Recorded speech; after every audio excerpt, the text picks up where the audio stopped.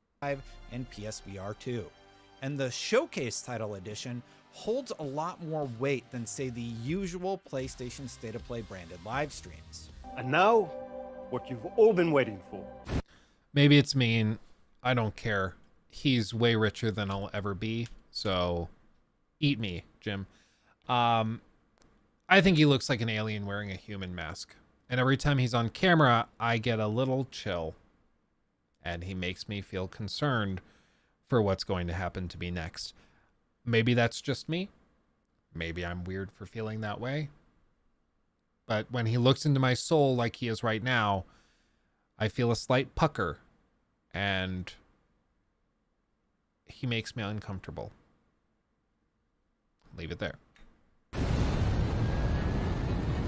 Yeah, I love this. Footage captured on PC. Footage captured on PC. Cinematic. Not actual gameplay. Not actual gameplay. Again, it's really weird to me to have a trailer at a PlayStation 5 showcase that's captured on PC. Like, that's just so weird to me. I don't understand why you would do that. It's like if you watched a trailer for Tears of the Kingdom and then they just casually drop, oh yeah, this was all recorded on a dev build on PC. It actually runs at 720p, but we recorded it at 4K. People would be like, what the hell, man? Like, now you gave me a glimpse of what this is going to look like on a setup that I don't have. What the hell? It's so strange to me that they would showcase it like that.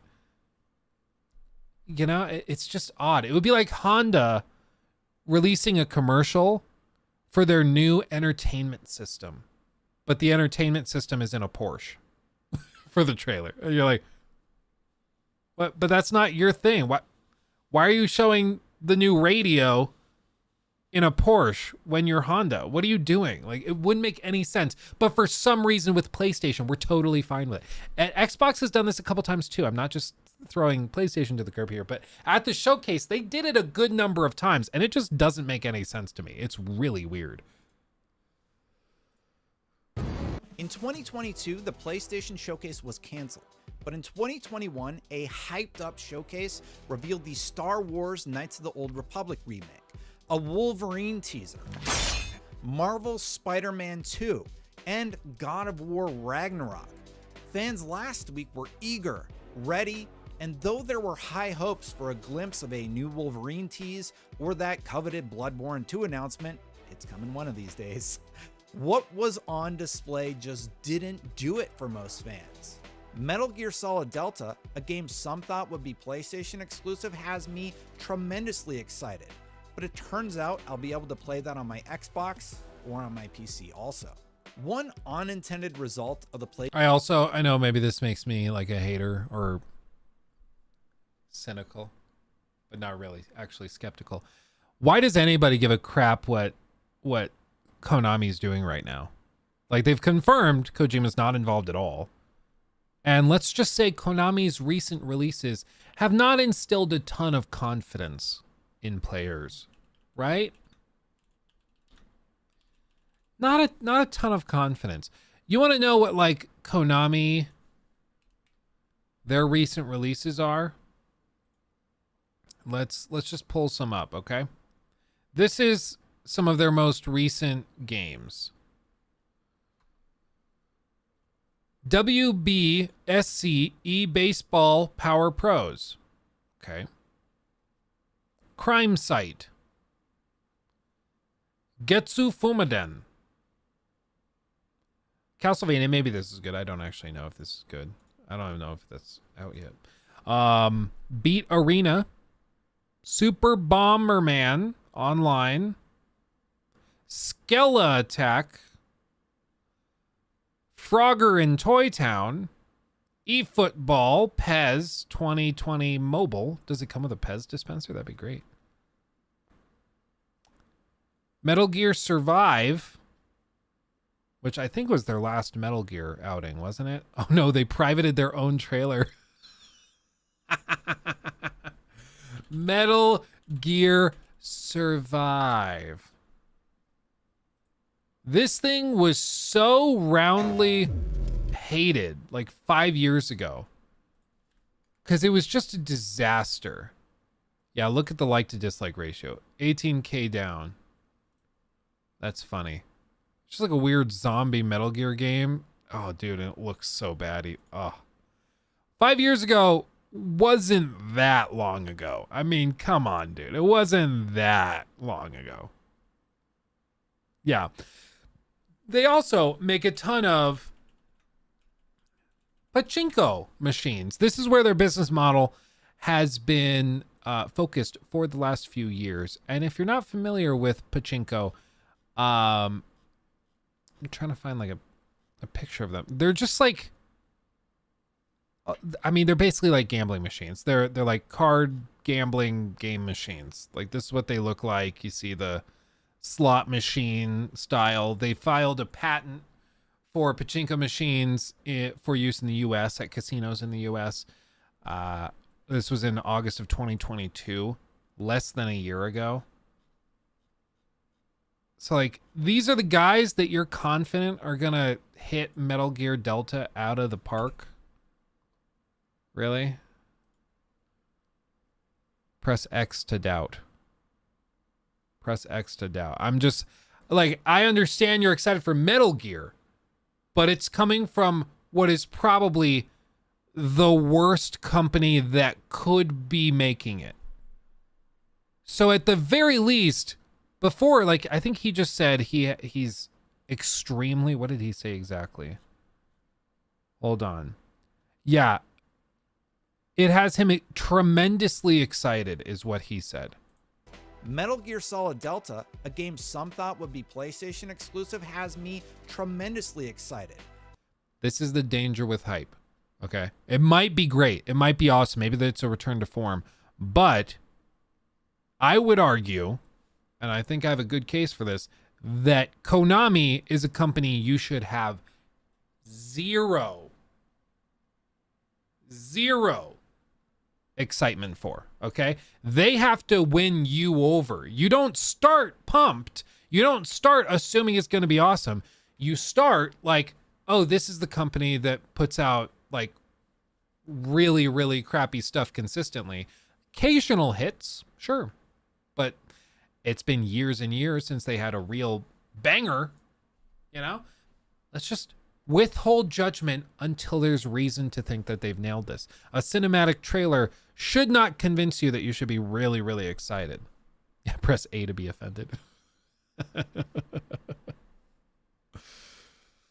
But it turns out I'll be able to play that on my Xbox or on my PC also. One unintended result of the PlayStation Showcase was giving the Xbox social team an easy and surprising win. Xbox immediately posted a graphic containing... Is he going to mention that they stole it? It's going to be so funny.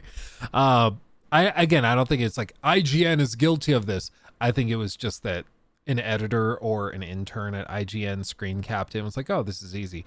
So I don't think it's that big of a deal. It was just really, really funny. Also, holy God, what are these tabs? Do you guys see this? Somebody get bro some help.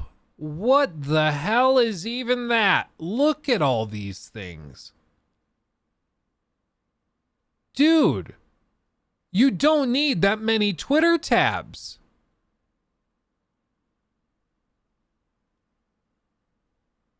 What could he possibly have pulled up on these? I don't know, bro. Wow. Rip RAM. Yeah, dude, for real. For real. That's one of the most offensive things I've ever seen in my life. That's dreadful. 12 games from the PlayStation Showcase that would also be available on the Xbox platform. The reason that's so important is because aside from the first-party developed Spider-Man 2, Final Fantasy XVI, a bought third-party exclusive, and the PSVR 2 titles, there wasn't a whole lot of concrete first-party games to get hype about as a fan of PlayStation. Instead, Xbox fans were treated with a PlayStation showcase that spoke directly to them about what they can play on their platform in the coming months and years ahead. That leaves room for Xbox to show a lot of shiny new things at a time when even a third Spider-Man game is starting to feel a bit been there, done that. But it's only the second Not really, though, because of Miles Morales. When you release a game as a standalone title, you have to be ready for it to be accepted as a separate title, not just a DLC. Just saying. I tried to warn you about this. And it is actually kind of strange to me how many people are like, even PlayStation fans. There's one guy, forgive me, I forget his name. He runs a smaller channel, but it's gonna come to me randomly. But there was a smaller channel that was like, he's a PlayStation fanboy, let's be completely real, and he was actually like, I was kind of hoping to see something other than Spider-Man cap off this show because I'm kind of bored of Spider-Man at this point. I'm like, that's surprising. A PlayStation fanboy that's already kind of ready to take a break from Spider-Man after 2 games. I think Spider-Man 2, by the way, as I've said, I've never said anything opposite to this. I think it looks awesome. I think this whole thing looks amazing. I think technologically it looks tremendous. I think narratively it looks really interesting. Cinematically it looks great. There's reason, I think, to be excited for this, and Insomniac has shown that they know what they're doing. But it does cause you to wonder, okay, yeah, after this game, are they really going to just go and tackle Spider-Man 3? Give you access to New Jersey? You know, like, what are they going to do to shake that up? Or are they going to take a break? Is that what Wolverine is supposed to be? Wolverine, then they do Wolverine 2. Like, are they really going to be shifting around? It's going to be interesting to see how they handle that. But it's like in that the Jeff Grubb video we watched on Monday, where he had an interesting perspective that I hadn't really thought about before. And what he said was, PlayStation is at this really weird place right now where they have a bunch of franchises that are all lining up to be put on ice because they just need a break. They need a breather. God of War Ragnarok, God of War seems to be one of those franchises that needs a break right now. The Last of Us needs a break right now. Uncharted, we might be near the tail end of the break. We might be ready for another one from another team. We'll see if it's in the next year. Maybe it's 3 years from now. We don't know. But whenever you have a franchise that does really well and has a couple of releases pretty close to each other, you need to give it time. Otherwise, it just becomes too much. So with Spider-Man, I think Spider-Man 2 comes out, probably received pretty well, reviews well. I don't know if it beats Tears of the Kingdom. I'm not sure if anything will for Game of the Year, but it'll probably be received quite well. 90 out of 100, I would guess. However, after that, they're going to need to put that on ice. And, I mean, what's another PlayStation series that people are expecting? I mean, The Last of Us faction seems to be completely on ice right now. They seem to basically have shut that down until they can figure out how they're going to fix it or change it. Yeah, otherwise it becomes Assassin's Creed or Call of Duty, where it's just pumping out constantly. I agree. Silent Hill has had a break, to say the very least. So they're going to be coming out with that. Horizon, I would say, is one. Frankly, I think that they should try something else between this and the next Horizon, because Horizon Forbidden West I didn't feel like was that big of an upgrade over Horizon Zero Dawn. I know some people are getting like really are going to be offended by that, but I think Horizon is another series they're working on that they need to probably give a little bit of time before they come back, because when they come back with whatever the next Horizon is, I think they need to totally wow people. And frankly, if they come out with another Horizon Forbidden Skies or whatever, and it's all in the air, if they do that, they need to really amaze people. But I don't know if they're going to be able to do it. Black Sabbath. Thank you for becoming a member. Appreciate you. Thank you. So I think they need to give Horizon a break. Death Stranding, after Death Stranding 2, I think that's one that Kojima will give a break. It seems like he's working on some other stuff as well.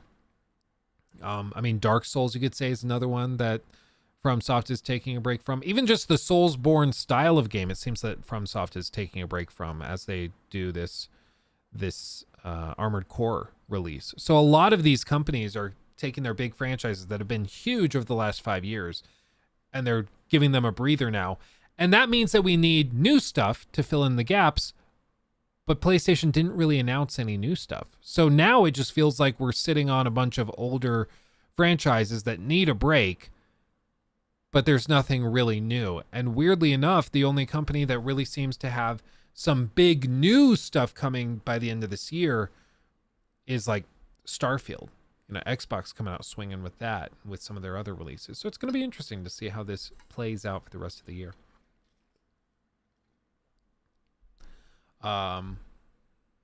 What was the PlayStation game where you had superpowers, could climb buildings and stuff? Infamous. Yeah. Infamous. They could bring Infamous back. I think that would be an easy one. Ghost of Tsushima, that's another one. Whenever we get that sequel, they'll come out with that, and then they probably need to put that on ice. Really, it just seems like you can't do 3 games in a row in the same franchise without people starting to feel like, okay, like, let's chill out. Let's relax. Oh, Sean! Like the stream. Yes, everybody like the stream. It does help. We can get over 200 likes right now. I believe we can do it. Good to see you, Sean. Left you. That stands for PayPal, everybody. It's not PP. It's not inappropriate. Left you a PP donation. I'm so mature. Thank you.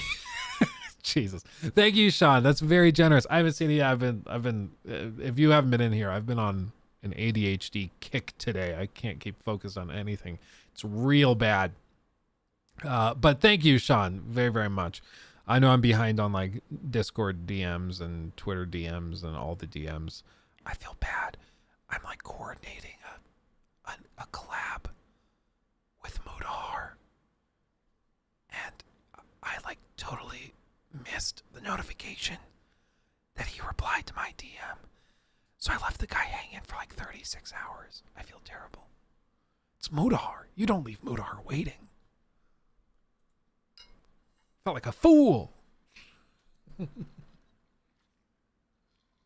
Anyway. Thank you, Sean. Thank you. Yeah, Muda Collab. Yeah, it's going to be fun. I'm excited. It's going to be good fun. You guys know that. The other people on the main channel don't know that. They're going to be very surprised. They're going to be shocked, as it were. Oh, Sean, that's incredibly generous. That's incredibly generous. Thank you so much, Sean. That's very, very generous. Unless he wants to make it public, I will keep it private. But Sean Dara just came in clutch with the POG, with the play of the game for real. I'll take PP any day of the week. Yeah, for real. Okay, anyways, moving on. This has set up Xbox to have a shot and an easy win during the Xbox showcase that airs on June 11th, if they can capitalize on this opportunity. We already know Bethesda Starfield will have its own dedicated showing, but so many other games we know are in the works at Xbox could easily steal PlayStation's thunder. Hellblade 2 from Ninja Theory, Forza Motorsport from Turn 10, and Starfield from Bethesda already sounds like a pretty damn good conference, if you ask me. Yeah, no, I totally agree. I think it's got to be a slam dunk, right? Like, but then again, like, this is exactly what we were saying about the PlayStation event before the PlayStation event happened. Everybody was like, oh yeah, for sure, this is gonna be a slam dunk for PlayStation. They've got The Last of Us Factions, they got Spider-Man 2, they have Cory Barlog's game, they probably have a Bloodborne remake, they got Blue Point's game, Wolverine, like they have all these games they can come out and show, and then they just didn't. So I don't know. I still think at the Xbox showcase we'll see Hellblade. I think we're seeing Fable. I think we'll see I don't know. I guess let's take in chat. Everybody in chat. What do you think is the bomb shell drop? Did that even make sense? What do you think is the bomb that they drop that just blows everybody away at the Xbox showcase? If they drop something, what do you think is the announcement that nobody sees coming? Avowed? I would argue people are expecting Avowed. I think we might see potentially an early trailer for like a Fallout New Vegas remake. Potentially from Obsidian themselves. Maybe Indiana Jones. That could be interesting. That's possible. A new Rare game. That could be really interesting. Whatever comes after Sea of Thieves. Or like Sea of Thieves 2. Whatever the sequel to it is. Just like cranked up. Star Wars game. Ooh, baby. Maybe. A new Fallout spin-off would make more sense. I think so. What I think is easiest for them to do is to give Obsidian, be like, hey, Obsidian, you know how you made that game in 18 months? We're going to let you remake it, but now you can have however much time you need. And so then they just go back and they spend like 3-4 years working on it. Frankly, I think that's what they should do, but I don't know. New Vegas remaster with bug fixes and stuff. I agree. It's just easy money. Like, and talk about getting people excited. Again, all they really need to do is like they did with Starfield when they first announced that. Just like a couple of nuggets. Just drop a little bit of something. Outer Worlds 2, we might see that trailer. We might. 2 of those games are going to be there. Hellblade 2 would just be icing on the cake. And look at me. Love cake. And Phil Spencer may have even tipped his hat and indicated that the hotly anticipated Avowed could make an appearance, saying he's played good builds of Avowed during the Kinda Funny XCast show. I'm very enthusiastic about the showcase. We're going to announce some things that people haven't seen, some new games, and we're going to give updates to some of the things that were on your list. That's what Spencer said about whether we can expect any updates on Avowed, Perfect Dark, Everwild, Fable, State of Decay 3, and Contraband. Forza Motorsport also confirmed that they'll be showing more of their sim racing title at the event, with a Forza Monthly following that up on June 13th. As the latest from Turn 10 was supposed to be out already, given the timeline Xbox set forth at their last conference, it sounds like I could be busting out my sim racing rig very soon. For the first time ever, our entire show is focused on games you can play over the next 12 months. I think they kind of regretted doing that. Didn't end up being the case. I think it was like a cool idea because so many people were frustrated at the last showcase that they were revealing stuff that was like, and this is coming in 5 years. So I think that they were trying to like address that and fight it, but it didn't end up being like fixed like that. So I think they were trying. They were trying. But when stuff gets delayed, you can't help it. Like, what are you gonna do? Joe, thank you for becoming a member, by the way. Appreciate you. Black Stabbath super chatted $5. Hey Luke, been watching you for roughly 4 years. Finally been wanting to join into the streams live. Look forward to chatting. That's awesome, Black Stabbath. That's amazing. 4 years. Jeez. I am so sorry you had to watch those videos back in the day. Jesus. I'm sure I'm going to say the same thing about videos I'm making now. I'm like, oh man, they're so cringe. But you know what? We grow, we shift. I'd love to hear what your first video was. If you even remember what like the first video you saw was, that'd be interesting. Historically, PlayStation plays things pretty close to the chest, and in this instance, I believe it's to their detriment. There's no clear picture about what to expect from them beyond 2023. I totally agree. And this is so petty. I'm so sorry. It's not pitcher. Pitcher is what drinks are in at a restaurant, then they pour it in. It's picture. There's a C. This is the same thing like when people tell me, oh yeah, we had hail the other day. It damaged our roof. It's not rough. It's not rough. My grandma said that. Like, oh yeah, the rough is damaged. It's like, what? Yeah, it's picture perfect. Well, it's pronounced Porsche. Porsche. It always reminds me whenever I say Porsche, because some people say Porsche, some people say Porsche, and then I always think of the Family Guy bit where Stewie says, I think it was Stewie, but he goes, I like to say Porsche, because when I'm saying Porsche, it takes me longer to say, so people have more of a chance to hear me say that I have a Porsche. Maybe that wasn't Stewie. Now that I say it out loud, I don't think it was. And it was from one of those cartoon shows. I washed the dishes. Yeah, that too.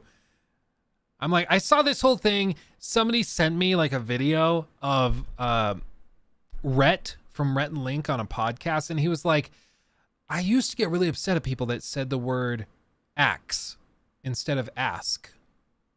He's like, because it's not spelled that way. And then he's like, but then I realized language is just this amorphous thing where people just say things and it's just a way of communicating. So if you say axe and I know what you mean, what's the problem? We're just communicating.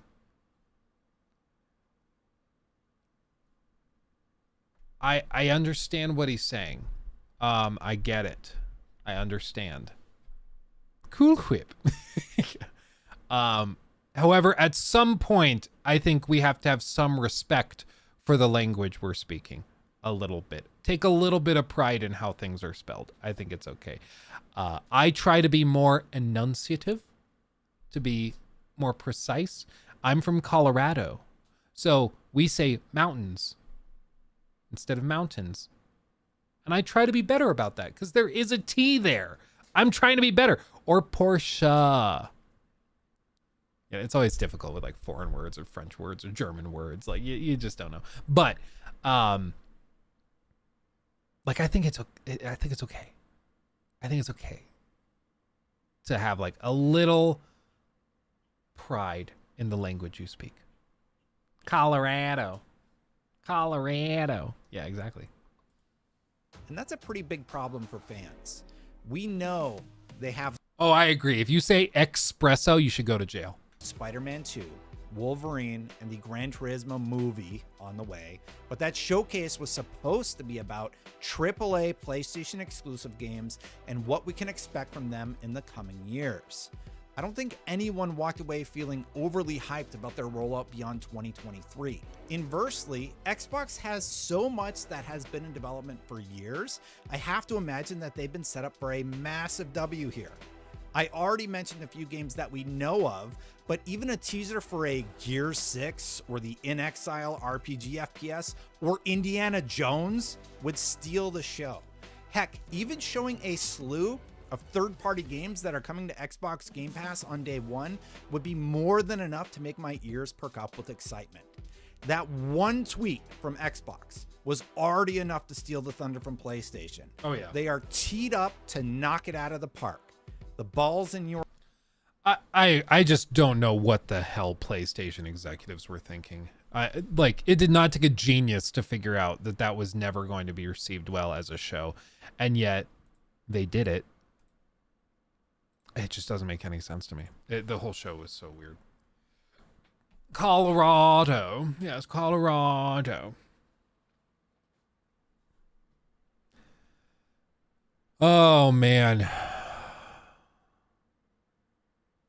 Growing up in the South, I had to choose to self-correct my speaking because that's such an issue here. I mostly did away with my accent. Even I remember I heard, it was Boogie 2988 back in the day. He was saying how he grew up in like, I think he grew up in West Virginia, in like the mountains, like in the middle of nowhere. And there they have a very thick accent. And so he's like, yeah, I grew up kind of talking like this and couldn't really understand nothing I was saying. It's like, you couldn't understand what I was saying in these YouTube videos. And so he had to train himself by watching newscasters, how to speak like the newscaster, because he wanted to be clear and have people understand him. So he said that he would watch the news on TV at night and then say back whatever the newscaster or the anchor would say on TV, like the anchor, to teach himself how to talk like that. Which, I always feel bad for people who have grown up with an accent that people have trouble understanding. It's literally not your fault. So I always feel bad. But to a certain extent, you also, we all work on different things. Like I said, I naturally drop consonants all over the place because in Colorado, that's very commonplace. In the Midwest, this is what we do. But I think to a certain extent, we should all try to be more precise with how we speak. Or just pretend to be British. Oh, yes, darling. Black Stabbed. But yeah, Luke, the first video I ever watched from you was AC Odyssey video with the Just Wow thumbnail. I honestly don't quite remember what the whole video was about. Apologies. Oh, no, you're fine. I remember that. I remember that video. That video blew up. It was funny because I was just like, hey, listen, I hear everybody being so negative towards Assassin's Creed Odyssey. I think the game's actually pretty impressive. So I put this video together being like, hey, it's actually better than people give it credit for. And the video blew up because tons of people agreed, but nobody wanted to come out and say it, Oh yeah, just pretend to be Sean Connery. I know, so judgy. Listen, we're all, this whole thing is just, we're being a little facetious and stupid. Like, I don't actually think you should go to jail if you say espresso. I'm probably going to make fun of you a little bit. We'll poke fun a little bit. Just like, you can poke fun at me for saying mountains. Like, where did the T go, Luke? I have no idea. Yeah, we do a little trolling. It's called trolling. We do a little trolling. It's all in good fun. If you do any of those things that we were poking fun at, I still love you dearly. It's totally fine. We're just memeing on each other. It's okay. Mountain Dew. Yeah, Mountain Dew. Poke bowl. I love going and eating poke. Or sushi. I love a good roll of sushi.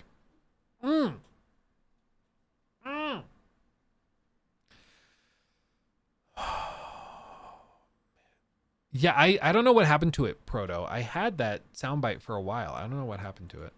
I have to hunt it down again.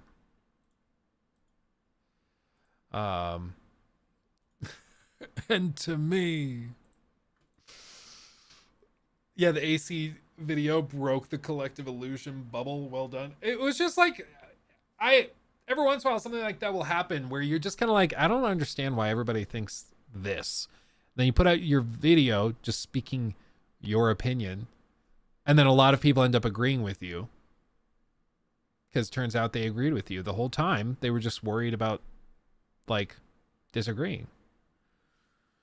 It got replaced by Maddie's orgasm.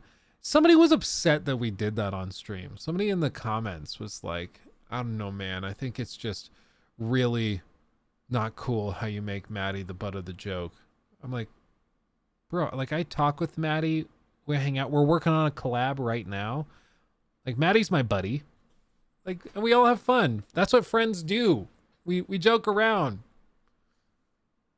Did you see Lasers Odyssey Broke Me video? Maybe a long time ago. I honestly don't remember. I think I remember seeing it. But I've also seen a ton of videos of people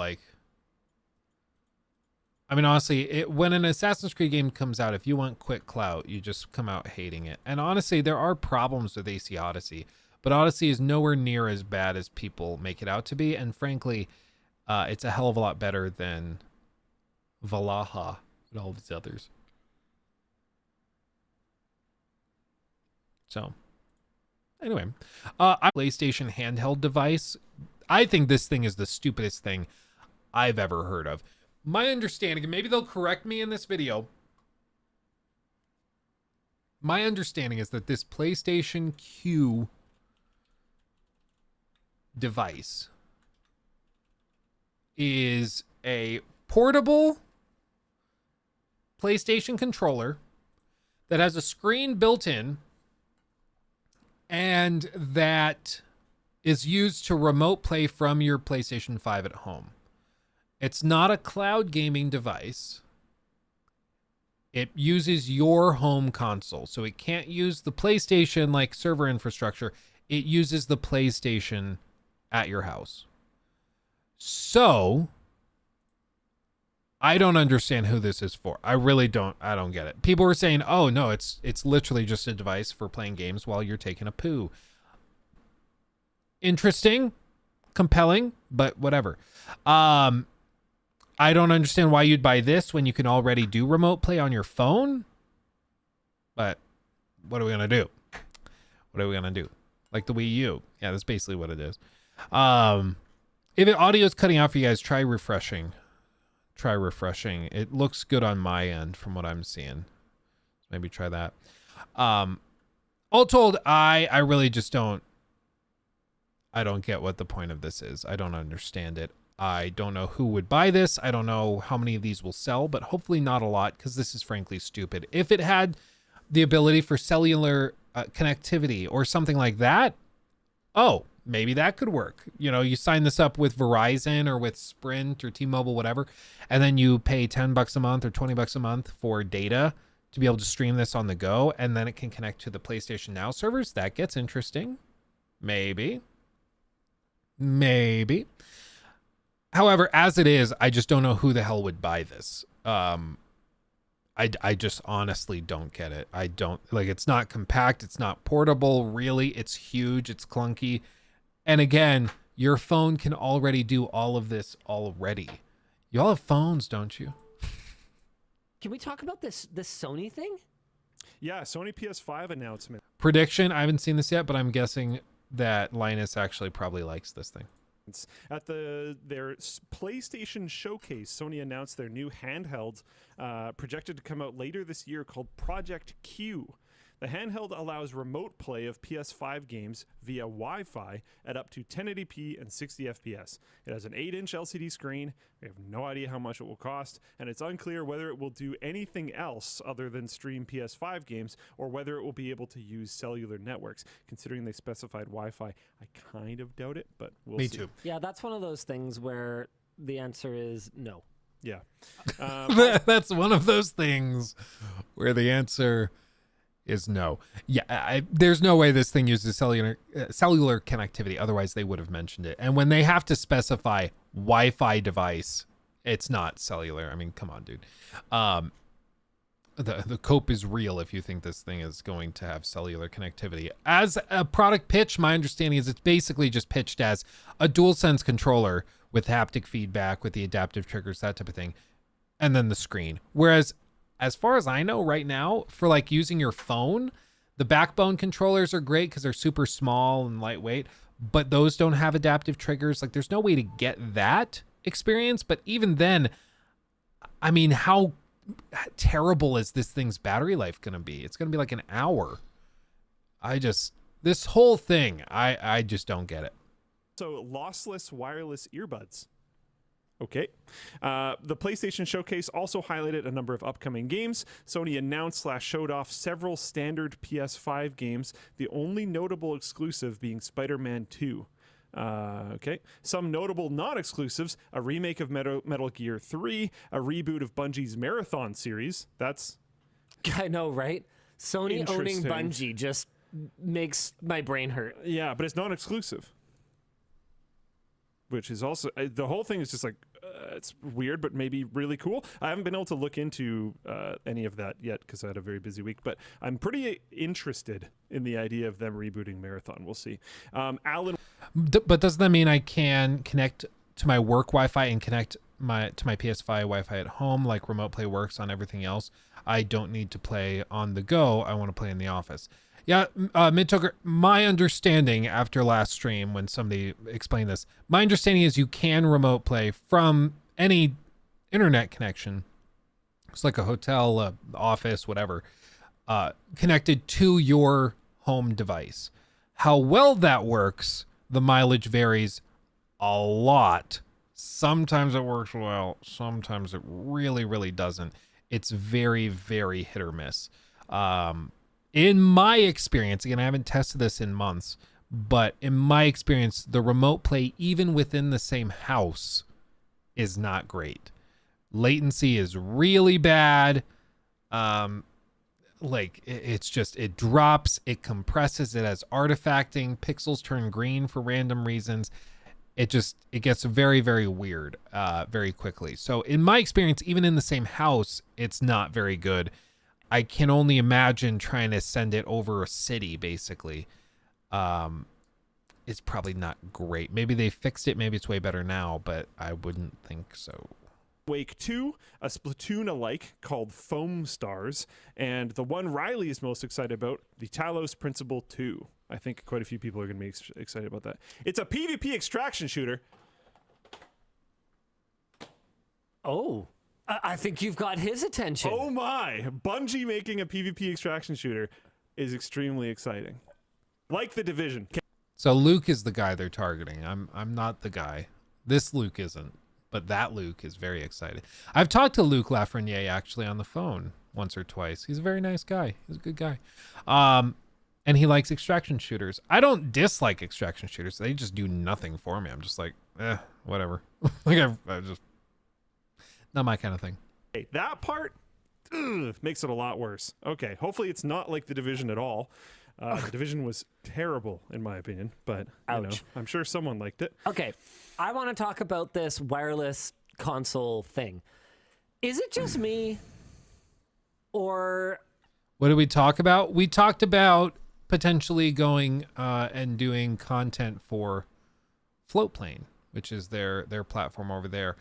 Who knows? We might. But basically, the pitch was they wanted to make sure that there was exclusive content that would go up there, and at the time it was just me, and I was like, I honestly don't know what I would do that would just be exclusive to Floatplane. Like, what kind of content would that even be where I could, like, it's only available on Floatplane? Like, it was basically Patreon, their version of Patreon.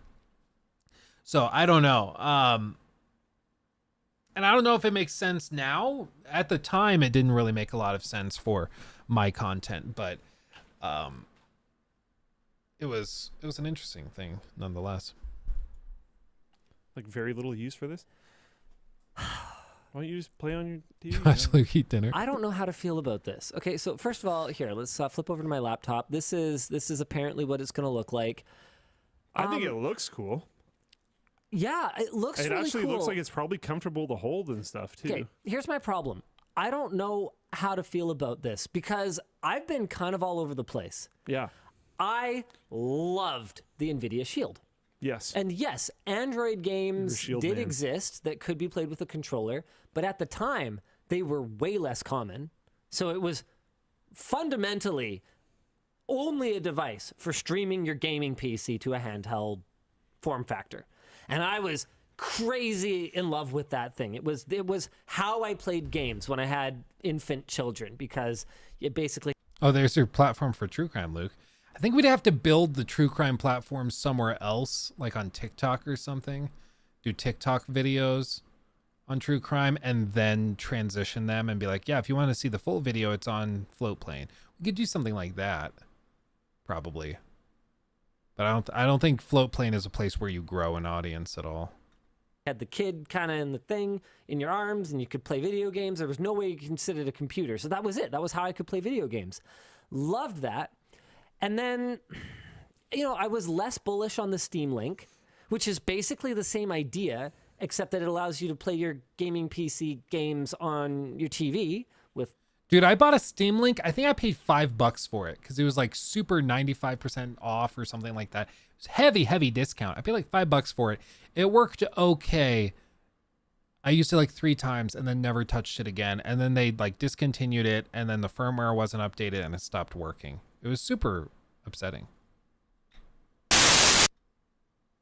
What the hell was that? Oh no. The video went static. What?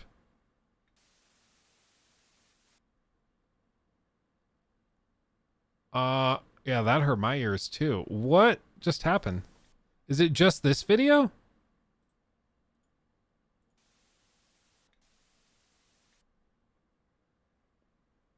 Did I just fry my Go XLR somehow? Was there like a power surge? Did it just fry my whole thing? What? It's just that input. You guys can still hear me okay, right? Can you hear my voice? Huh. Let me try the sound over here.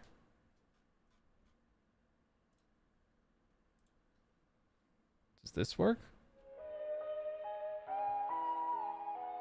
Yeah, that works. But this sound input. Oh, now it works. Certified hater of the thing. What? I did not change anything. It just now is working. Okay. Okay. That was weird. That was very weird. Anyway, I'm sorry.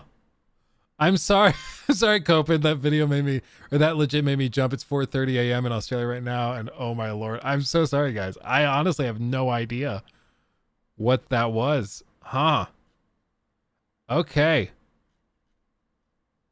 I don't know. Okay. Anyway, seems to be working now. I actually really liked it.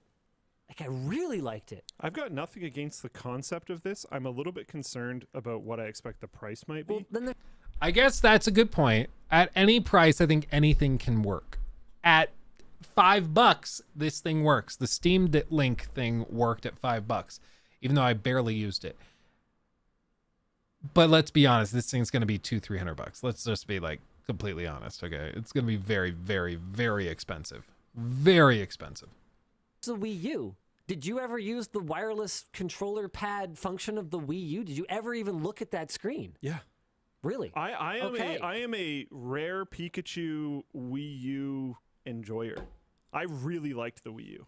I actually genuinely very much liked the Wii U. I even loved. Okay, so the Super Mario Bros. Whatever it was that came out for the Wii U. New Super Mario Brothers Wii U. It had a 4-player co-op feature. Yes, it did. With a 5th person that used that main controller, had their own screen, and you could put down like emergency platforms for your teammates. You could also troll them by, while they're like mid-jump, put a platform right in front of them and they smack into it and fall down. You could like try to fight your own team from actually completing the level and all this kind of stuff. Extremely fun. That's very fair. fun. That's very fair. unique experience too. That's fair. And very fun. I didn't have a problem with the Wii U. It was just that like nobody had one, so there wasn't really any reason to buy one. And everybody's Wii's seemingly did everything that the Wii U did. So it's just like, who cares? Like my buddy Dakota, he had one. He liked it. I went over to his house. We played Mario Kart and stuff on the Wii U. Like I remember doing that. Didn't have a problem with the Wii U. I just didn't have any reason to get it, you know? Played a bunch of different games on the Wii U. They're all really good. I am deeply convinced that the only reason why the Wii U didn't do well was because no one knew that A, it existed, or B, what the hell it even was. My group of relatively techie friends, when I first bought it, I invited them all over because I wanted to play the 5-person Super Mario Bros. Thing. Or, Super Mario Bros. Yeah. All of them, literally all of them, thought that I bought some expansion for my Wii. None of them knew that it was a dedicated console. Swedish made? What did I say? Did I say something wrong? No, you just an expansion for your Wii. I'm asking if it's Swedish made. But yeah, I don't know. I don't get it. Really enjoyed the Wii U, and that controller that is sort of very thing is his bag, baby. That controller was actually very comfortable. That's true. Yeah. Yep, it's true. Like more comfortable than the Switch is by a lot, in my opinion. Okay. I do want to keep talking about this paradigm though, because I had another opportunity to look at a device that's basically this, and I have to confess, the Logitech thing. I kind of blew them off because I just didn't really care. Yeah. So you always expect it to suck, and then it's actually okay. Well, no, it's not that, because I was so jazzed on the Shield. right? So here, hold on a second. I'm just going to jump back over to my laptop for a second here. This is from Peakdo, of all people. Remember these guys? They had this like low latency HDMI streaming thing. So it's millimeter wave, which is a problem because that means the range is going to be pretty foobar, but 60p, 1080 60p, so 60 hertz. And the pitched sort of use case for this thing was actually streaming your PlayStation 5 to it. Compatible with PC, PlayStation, Xbox, Windows, Switch, etc. 2.5 milliseconds delay, up to 30 meters or whatever, and 3-hour battery life. And I kind of looked at this and I went, that seems really niche. Super niche, but I mean, I think the key selling point with this damn thing is the controllers. The fact that it's using the PlayStation 5 DualSense controllers. I think if it was just like a Switch looking thing like that is, but it can stream PlayStation games, like I don't think people would care as much. But just having the controller, I think, is a big selling point. I still think it's super niche even with that, but I think that's important to acknowledge. Well, and Sony just laid down a big fat, I think you're wrong, Linus. Yeah. Because they are releasing a first-party accessory that's just this. If this thing could work over cell networks, it would be sick. It doesn't. Okay. I know it doesn't. You don't want... See, people keep asking for this. You don't want to game over a cellular network. Yeah, fair enough. Yeah. And, okay, I know. Some games would be totally I know. fine. I hear you. Some would be I can totally actually hear your keys heating up as you furiously type a message about how much you love using Moonlight over a cell network or whatever. Steam Link. I know. There are certain types of games. You want to play like a puzzle game or something. Civ. No problem. By all means, play over a cellular network. But wherever you live, A, your cell network must be a lot better than mine. So maybe you're in like Tokyo or you're in like Seoul or something like that. Yeah. Sure, fine. A, your cell network is a lot better than mine. B, you must have a really great data plan. Both of those things are true in a lot of places in the world. People Absolutely. run their house internets off cell. Absolutely. However, even under those ideal conditions, there are certain genres of games that are just not going to be fun with the additional latency. And I Yeah, I agree. So I don't think that there's any way this thing does well. Even the PSVR 2 came out and PlayStation had to like slash manufacturing budgets.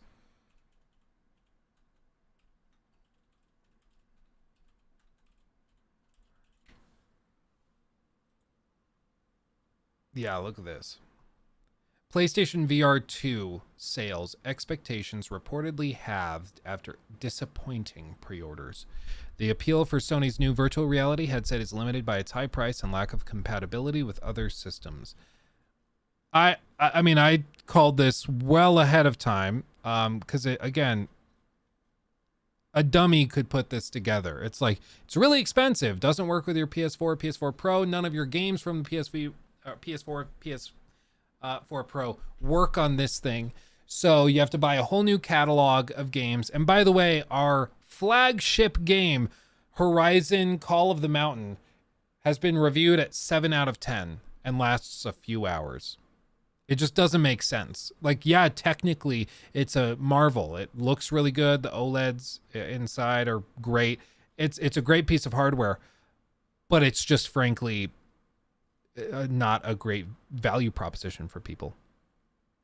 Sony has, quote, reduced projections for the initial launch of the PSVR 2 headset dramatically after early pre-orders disappointed. Reports Bloomberg, the $549 price tag is more than a PS5, and I think not anymore. I think PS5 is, they raised the price to $552, so I think it's all the same, isn't it? I don't know. Anyway, I think for many people that's simply too much. Now, Sony says it has not cut the PSVR 2 production rumors or production numbers, denying the Bloomberg report. I'm going to be real. If Bloomberg reports something, I usually believe Bloomberg over the random corporation that's trying to convince me otherwise. Because the corporation has a vested interest in trying to sell the narrative that this thing is super successful and you should buy one too. And having a like story break that they've had to have production numbers is not great. Doesn't look good on them. So, did I see Angry Joe rocking my merch? No. Does anyone have a picture or a video? That'd be badass. I did not see that. Nobody dropping that kind of cash for Horizons. Well, I mean, if it rated 10 out of 10, if it was like Half-Life Alyx, then I think that that's more compelling, frankly. I think that makes more sense. But if it's anything other than like a must play, it just doesn't make sense to spend $550 on it, you know? It just doesn't make sense. Oh, Sean, thank you. Thank you for the 20. Off to work. Bye, guys. We'll be listening in the car. Yes, ya Muppets. Ya Muppets. If you guys weren't in the members only stream, you don't know what he's referring to with the Muppets. But, you know, that could be you if you're a member tomorrow. A Muppet. Check out their last AGS news during the sponsor segment. Who's using 16 times the detail shirt? Oh, really? That's freaking awesome.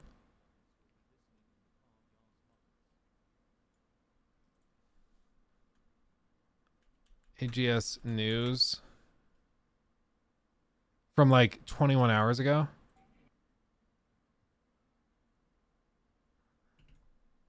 Is this the one? This has got to be a first, scrubbing a video for the ad segment. Oh no, this isn't our merch. Somebody else did this. This must be somebody else's merch. No, this isn't mine.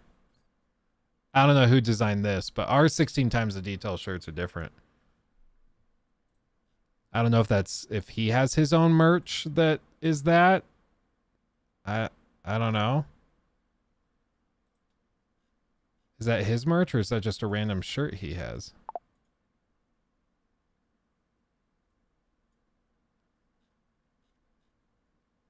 Yeah, it doesn't look like one of his. His have different designs. But no, that's not ours, unfortunately. Hit me up, Joe. I'll send you one. I'll send you one if you want. Yeah. Sean's off to bust some Muppets. Steve, speaking of merch, appreciate personalized video after I got the shirt, Luke. I thought someone must have seen me out in the wild because that day it was the first time I'd worn your shirt. Oh, really? Oh, that's awesome. Yeah, I've got a few more of those I have to do. Gotta send those off. Yeah, if you don't know, by the way, if you get some LukeStevensTV.com merch, I will send you like a personalized video, kind of like a cameo. I'll send you a little something. Also, by the way, we did get a Hype Makes You Stupid shirt put together. So I have mine coming very soon. So I think it comes in a day or two. But after stream on Monday, I decided to make a Hype Makes You Stupid shirt. And so there it is. There it is. If you're interested, LukeStevensTV.com. I can send it in chat. And like I said, I'll send you like a personalized video. It'll be super cool. I can show you the video we cut together. I did cut together a video just for that. Let's see.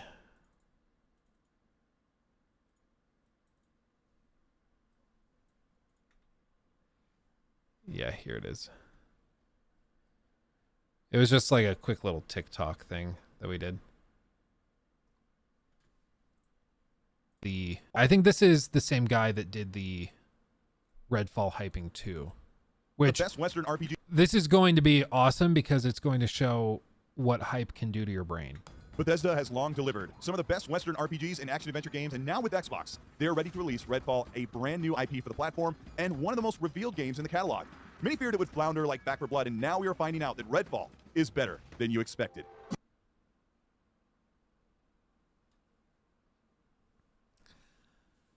Hype makes you stupid. Hype makes you stupid. I don't think Cult is stupid. I think this is your brain on hype. I think when you're hyped for something, you lose sight of the things that should be warning signs. Hype makes you stupid. Oh, dude, we should totally do that, Sean. Should we do that? Would anybody want a hype makes you stupid t-shirt? I think that'd be funny. I think this is this. So we made it. So the hype makes you t-shirt or makes you stupid t-shirt is available now. Boom. So meta, I know, right?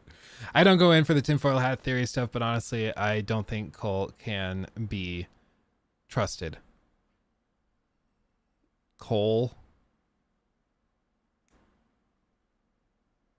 Oh. Peace be upon him. That Cole? Oh, Colt. I thought you were talking about Cole, like Nadia. Remember back in the day, like 6 months ago, a year ago, whatever it was, we were doing all those videos looking at the Nadia cheating stuff. And that guy Cole, the Nadia simp, came in and was like, actually, she's really good at the games. Yeah, praise be to Cole. Total simp. It was so funny. Yeah, that was good fun. That was good fun. I miss Cole. I miss Cole so bad. Oh god, don't get me started on the naughty stuff. It just goes to show you, you can like literally, demonstrably be cheating, be using VPNs to get easier lobbies. You can go in and you can do this all like demonstrably and provably exploiting game systems. And then you just like kind of meme on it. And then you can be extremely wealthy and have a huge following. She still streams to thousands of people. She still makes tens of thousands of dollars a month. Like after that, she exploded because of that. You would think that that would be like game over, but it just goes to show you again, nobody gets canceled. You cancel yourself. You get like embarrassed and then you leave and then it's like, oh shucks. But nobody cancels like you cancel yourself. And like with her, she could have canceled herself and be like, I'm embarrassed, I'm going to leave. But no, she just like, yeah, I'm just so way better than all of you guys. You guys are just jealous of my skill. And people are like, we can prove you were in a Brazilian server to get easier lobbies, even though you play in Florida. Like, we can prove that. Because somebody was recording a tutorial on how to do it. They were in a Brazilian server and then got killed by you with your same gamer tag and everything. We can prove that. People don't care. Not to mention doxing. The doxing thing alone, that should be a permaban. That was my thought. Like if I did that, that would probably be a permaban. But with her, it's fine. That's one of the scary things is that Twitch is just so inconsistent. Twitch will ban somebody for life for not wearing shoes on stream and showing some ankle that they deem sexualized. And then somebody else will like actually dox somebody publicly with their name, address, everything, and then it's fine, whatever. It's amazing. It's amazing. Twitch employees are degenerates. Like, I don't know. I've never met a Twitch employee as far as I know, like in person. I've sent emails and stuff. We've had conversations, but I've never like met somebody in person. But I don't know how you run a business that is that inconsistent, that is that unprofessional. And like, I don't know how it grows to the point where it is now. It's amazing. Alinity just got banned for twerking. I saw that. And meanwhile, they have girls in like G-strings and hot tubs, like leaning over where you can see everything. It's like a string of dental floss in front of the Eye of Horus. Like everybody can see everything. And that's fine. But God forbid you have a little bit of booty pulsating to a beat. God forbid.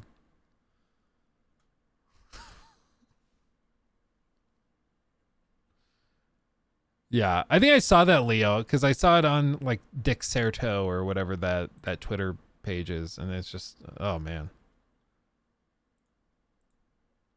There are literally people in Jubilee and Cut videos saying that they use Twitch streams to pump up and reroute people to their OnlyFans. Oh, not at all surprising. It like Twitch at this point is partially a softcore porn website. There's like not even a debate about that. It just reroutes people to the hardcore stuff. It's so weird to me. I don't get it. I want to see some of these creations in Tears of the Kingdom. I have experimented a little with building stuff. Nothing crazy, nothing outrageous. Just a little bit of experimentation here and there. But some of the stuff that people have figured out they can build is outrageous. Like, outrageous. Just watch some of these. Okay.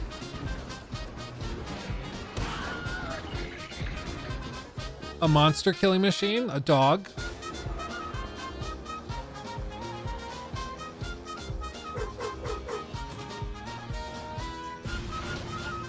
A transformer.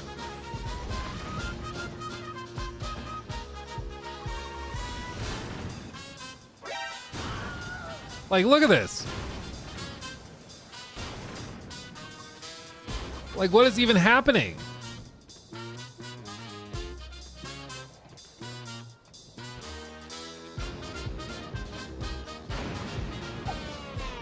It's like a glider.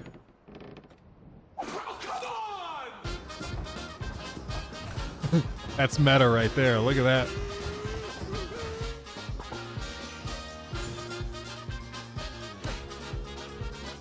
Capture him. Launch him.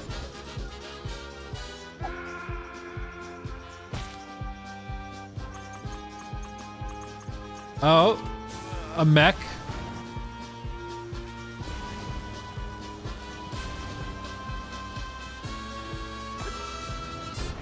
Jesus. Okay. An elephant. That's so stupid. What's this thing? Oh, it's like an auto fight.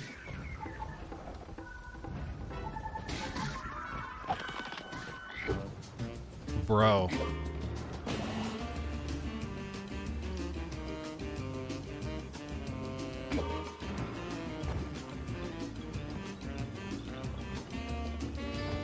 This breaks my brain. Remember when I said leading up to the game's launch, I was like, I just can't wait to see how people break the game with these fusion abilities. This is it. It makes me wish it ran better. 2, 1, liftoff. We Oh no! 32 minutes past the hour. Liftoff on Apollo 11. I've done everything I can for her. I really wish it ran better, because when you start to get a lot of objects on screen and a lot of physics stuff happening, it's like down at 15 frames, 10 frames. Oh, big pee-pee man. Oh my god. Of course, we have a whole section of this that's just dedicated to like big pee-pee weapons.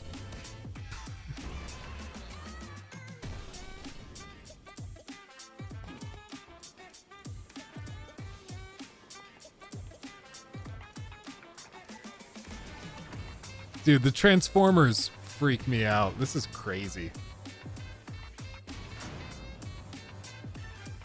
I gotta figure out how they get it to balance. Do they just have the balancing stones on the front and back? Is that what they're doing?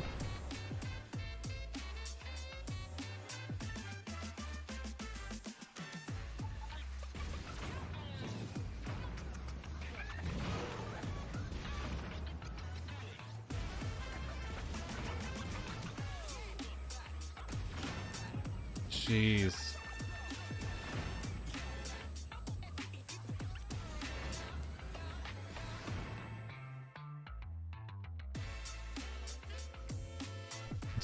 That's not a bad idea. Look at that thing. That's clever. I like that. Don't have to worry about aim there.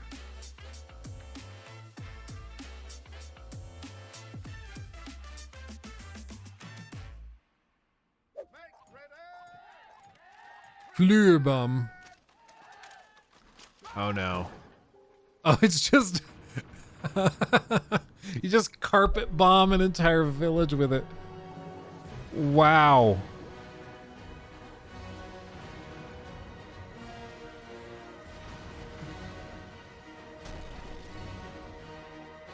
Dude, that's madness.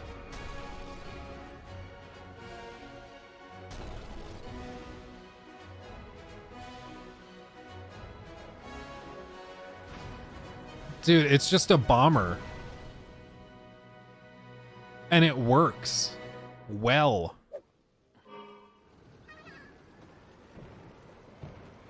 Oh no, they created the machine just to crush the Korok. Poor guy.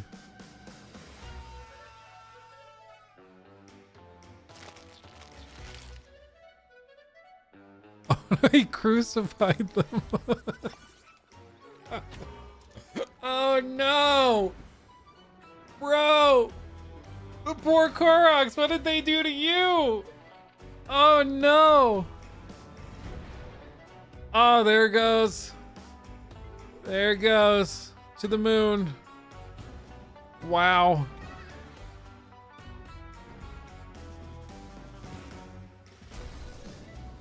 Firing squad. Waterboarding. Yep. Gotta have it. Oh, the roaster. Dude, oh man. Wow. Yeah, the creativity is crazy.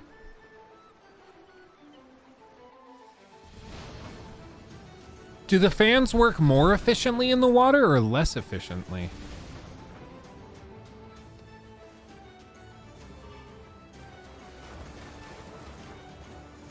Yeah, good luck steering that.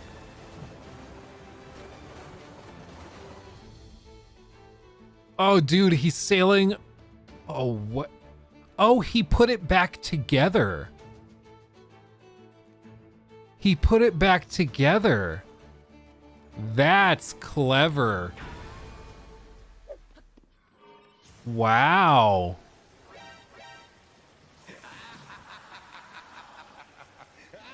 Oh, and then just an electrocution chamber, basically. Oh no, what is that? What is that?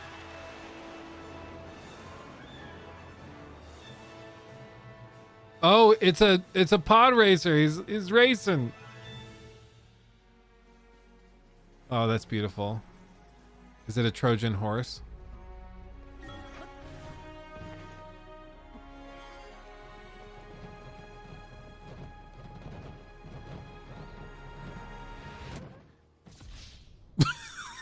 That was the whole thing. Okay. They made a semi. Oh God.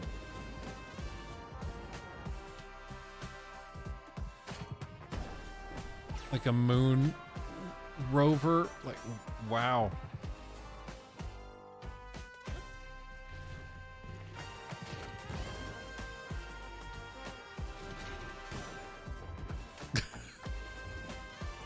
It has suspension. Dude.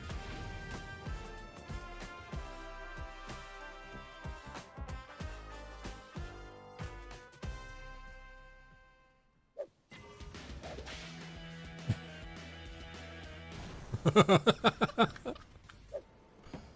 that was pretty stupid. Just spinning them around.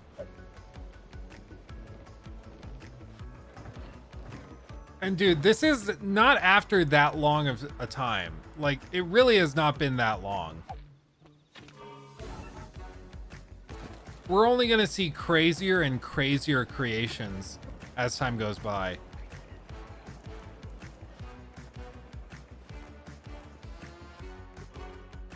Like, people are gonna find out ways to make like clocks in the game and figure out how to build like...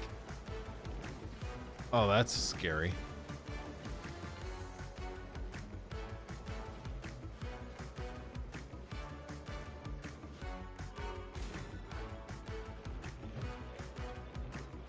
Oh, and he's got the flashlights too.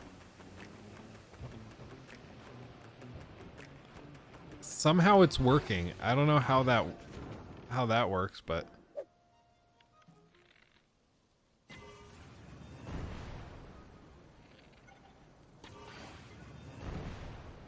he made a 2-stage rocket. Dude, he made a 2-stage rocket.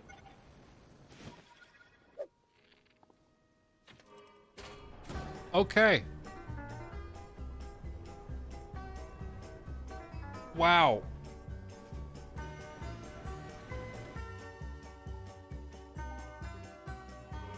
roller coaster kind of thing.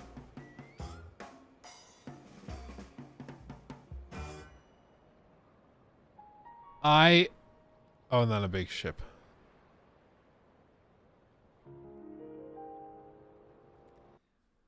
Very impressed.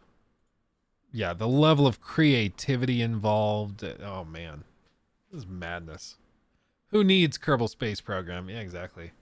Yeah, here's the full video. That's madness. There. That's wild. Holy cow. Holy cow. Okay, just a couple more things for us to knock out. I just found out about this. I didn't know this was a thing before. I really didn't. But there is a quest in Red Dead Redemption 2 that leads to basically an achievement, which only like 0.2% of people who have played Red Dead actually have. It's very, very rare. And apparently it's because to get it, you have to get the following. Okay, you have to complete a handful of hunting requests, including getting all, I think it's 19 perfect hunting carcasses. So you have to get a perfect squirrel carcass, perfect rabbit, perfect cardinal, perfect rat, perfect woodpecker, perfect chipmunk, perfect oriole, perfect robin, perfect opossum, perfect sparrow, perfect songbird, toad, bullfrog, skunk, cedar, waxwing, bat, blue jay, crow, and then a squirrel. And again, these have to be perfect. These have to be perfect carcasses. You can't just get a 2-star. We got to get the 3-star magnifique. Okay? And I mean, you can see like the sheer level of effort that goes into this. This guide just taking you straight to the locations and showing you like the perfect shot to get it is 40 minutes long. Okay. Now what you get after this is a squirrel statue. And I think this is when it's described.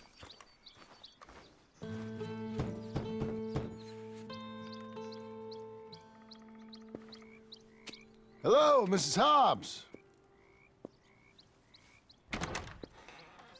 All the taxidermy. Dearie. Hello. Yeah, you said to come call on you? My name's John Marston. I've been sending you the animals for your art. I guess you make clothes or something? Clothes? Oh, no, I don't make clothes, dearie. Come. What do you make? I make art, dearie. Art? Not art, but life. Life as art. Come meet my friends. Come. It's downstairs. Come meet the world you helped build.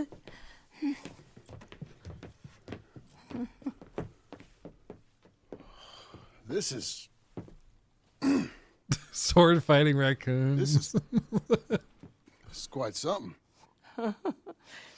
It's my life work, dearie. An almighty struggle. I love this little fella. He makes me so happy. There's so much life in him, in a way. And look at these three playing poker. The boxers in the back. They'll never know who wins because they're all dead.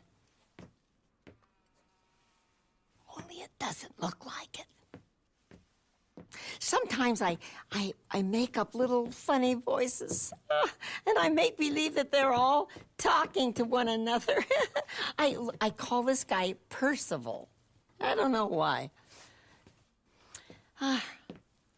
And And these two over here, oh, they're prize fighters. Obviously, there isn't any prize because they're both dead. She just keeps going back to that.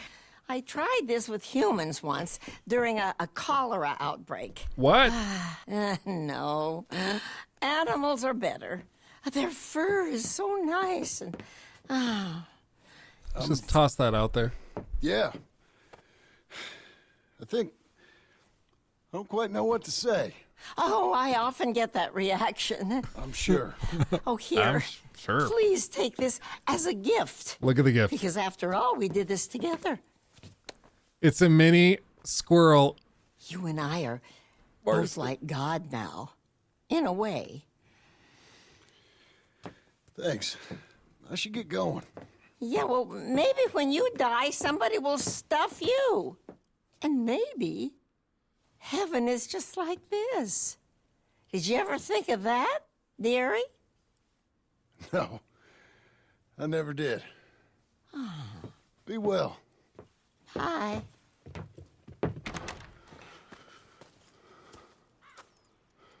The crazy old lady right there. And then you just have that. Now you get to take this home.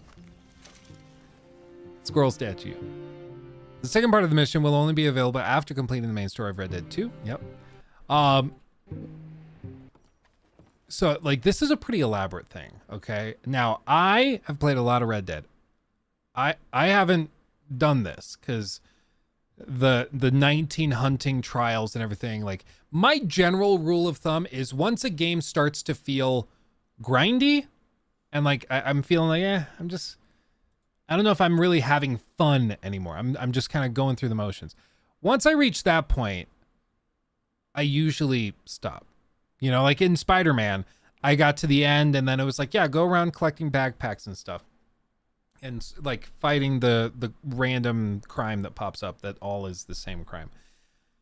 After like half an hour to an hour of doing it, I started to be like, okay, same old, same old. And the moment I start to feel negative, I just turn it off. Because if I really enjoy Spider-Man, I don't want it to be tainted with a bad grind at the end of it. I love Red Dead 2, so once it starts to feel like I'm just grinding achievements, I'll stop because I don't want to taint my very positive perception, you know? So I had never seen any of this until just the other day. Somehow I had missed all of this. I guess because I'm not really in completionist circles, but yeah, somehow I had just completely missed it. This is the second phase.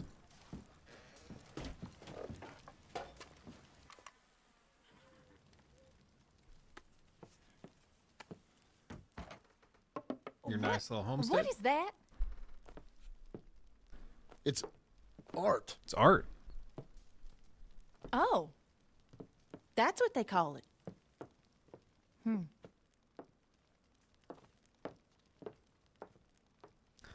She does not like it. So you leave.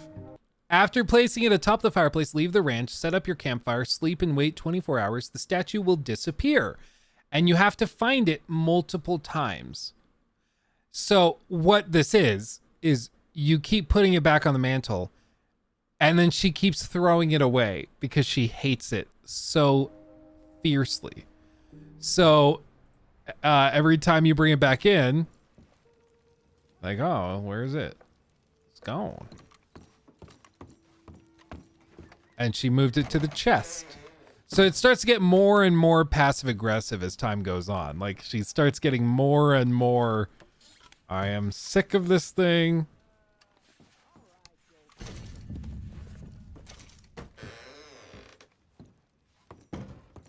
It is a beautiful house.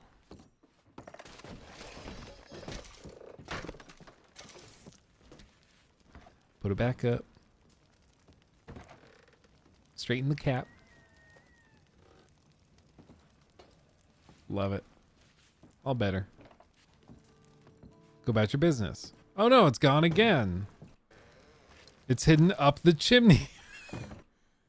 Oh, it's gone again. It's in a chest in the attic. Okay. It's in a wheelbarrow in the sheep pen. She's really trying to get rid of it. Oh, now it's in the barn. And then the final time on top of Mount Sean.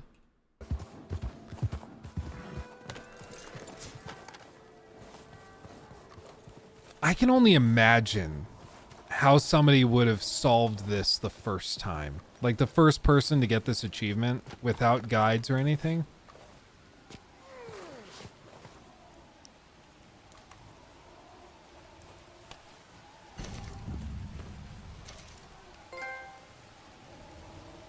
And then you get the trophy. It's art. That's how elaborate it is. Not just 19 like perfect pelts, which you're right. You have to go and you've got to like upgrade your satchel. Otherwise the pelts deteriorate. Like you deal with all sorts of crap. But you have to do that 19 times. I think is the count. It's an ungodly number of times. And then you've got to go speak to the lady. You get the squirrel, you put it there. And assuming you're not using a guide, you have to think, oh, I'm going to go back. Look at my squirrel on the mantle. Oh, it's gone. That's weird. You probably initially think it's just a bug. Didn't spawn. Or maybe it just despawns after it's put up there. Whatever. Move on. But if you go and you look at it, oh, I checked this chest in the room. Looks like somebody's hiding it. Maybe Abigail's hiding it. Maybe that's what's happening. And so then you just start searching for it. I don't know how you'd find it on top of the mountain other than just giving up and then finding it by happenstance. But man, even with these guides, it's still extremely rare as an achievement. The last number I saw was like 0.2% of players, depending on which platform you look at. It's crazy. After the 6th time, does it get to stay on the mantle? Let's see. I don't actually know.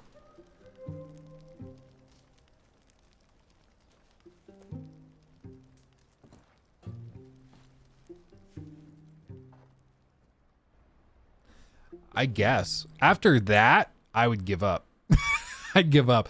This is from GTA series videos. I'm going to share the link in the chat real quick so you guys can check it out in case you want to go hunt for that achievement yourself. And show GTA series videos some love. That's crazy though. That's madness. So I had never seen that before, but it's awesome. As for like, let's see, Proto, do you think sometimes developers themselves solve these puzzles and put them out there anonymously after the community hasn't figured it out for a long time? Yeah, I do think that is how it works. I remember reading something, I don't remember what the game was, but it was on a game that came out in like the early 2000s. And one of the devs was giving an interview just talking about it. He's like, yeah, and we put this one thing in the game. I don't know if anybody ever found it. I guess I could check, but I remember we put this thing in this place, and in order to find it, you had to do this, this, and this. And then somebody checked it. It had never been discovered. And they found it and was like, oh, God. Or like Arkham Asylum in the wall. Yeah, Arkham Asylum wall.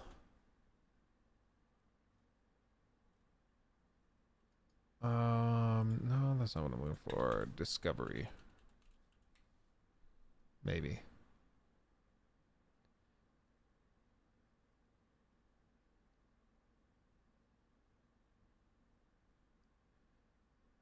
I don't know if I can find the original article on it. But yeah, it was a while ago. But yeah, sometimes like the devs just forget to communicate after a while. It's been a while after launch. Nobody found this Easter egg, so they maybe go on a forum anonymously and say they found it when in reality they put it there.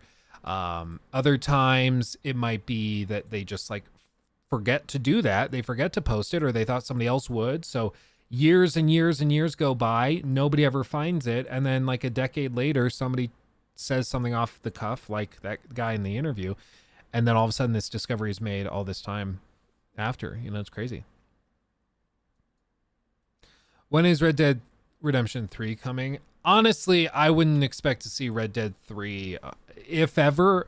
Probably not until late 2030s. I just don't see why they would do that again, remember earlier we were talking about giving like certain franchises a breather. I think Rockstar is going to come out with GTA 6, and then I think they're going to do something new. Or go back to like an old franchise like Agent or something we haven't seen before. I would love a Rockstar pirate game. I think that would be amazing, but I don't know if we'll ever see that.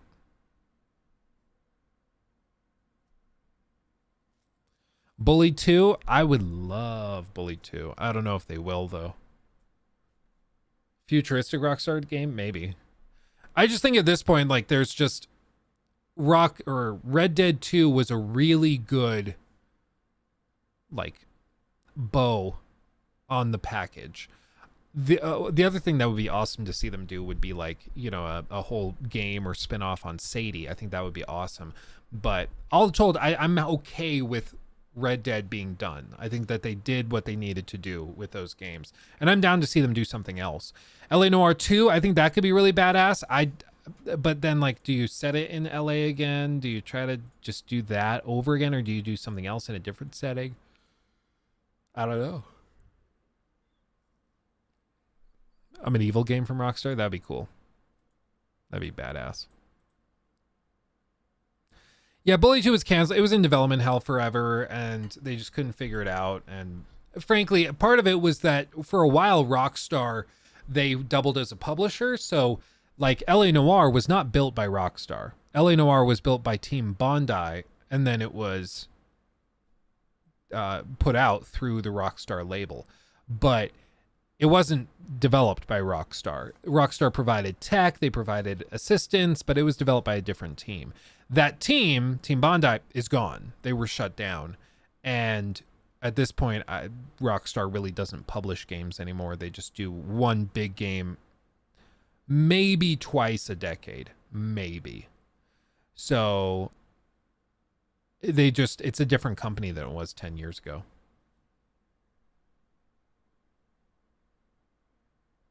Proto, I don't know about that channel. But I will pull that up in a search bar and I will look it up after the stream. I can do that.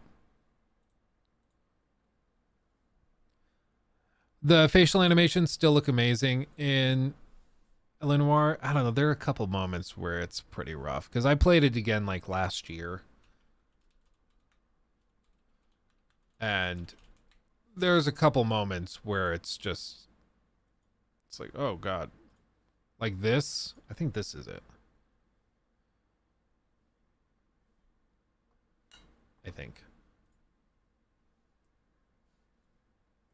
A Buick Century sedan that would be absolutely perfect for you. Little background for this. The way they did this in this game is they did face capture using all these cameras surrounding it to map it onto a face. So basically all of the facial animations you're watching are a video playing on a sphere kind of thing. That's basically what's happening. It's just a moving texture that makes it look like the face is like distorting and things like that. And then that head is a separate model than the body. And so it's attached to the body, and the body motion capture was recorded separately. Sometimes later that day, other times weeks or months after the fact. So they would act these scenes out, do the facial capture, voice capture, and then 2 months later, they'd go into the studio and do the motion capture for that cutscene, trying to match their body movements to whatever their face had been doing before. And it usually worked pretty well. Other times, it did not work at all. And you're about to see when it didn't work. Because the face is going crazy, but the body isn't. That's right. Richard Coombs at your service. You looking to trade in a black and white, boys? Mr. Coombs, we're investigating an auto theft. A man by the name of Cliff Harrison claims he bought the car here. Well, some people would say that my cars are a steal. That's a joke, son. Very amusing, Mr. Coombs. I remember Harrison. It was a green two-tone Kaiser Frazer, if I remember rightly. Do you have the bill of sale? It's in my office. Walk this way.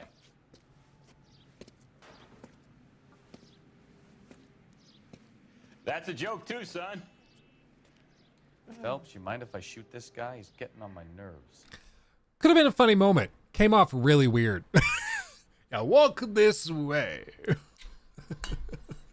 But dude, I love me some LA Noire. I still do. It's one of those games where the clunk, I'm okay with it. I can live with the clunk. It's okay. Oh man.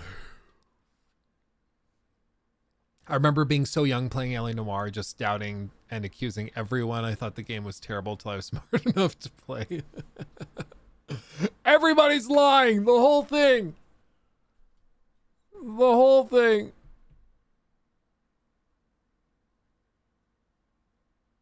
Oh man. Touching the Spider, a conversation with Ken Levine. Hey, it's me, Colin. Oh. I'm thrilled to be here with you today. This is our long-awaited interview with Ken Levine that we've been teasing for a while, an interview with someone fun and exciting and interesting, one of my very favorite people in the industry. I know a lot of you feel the same way, so we're going to get right into that conversation. But before we did, I wanted to give you a little bit of a prelude. First of all, you notice I'm wearing the same shirt. This is coincidental. I'm recording this more than a week later. Yes, I did my laundry. You know I only wear the same 5 or 6 shirts over and over again. But I wanted to let you guys know that towards the back end. Yeah, I guess I should let you know. Ken Levine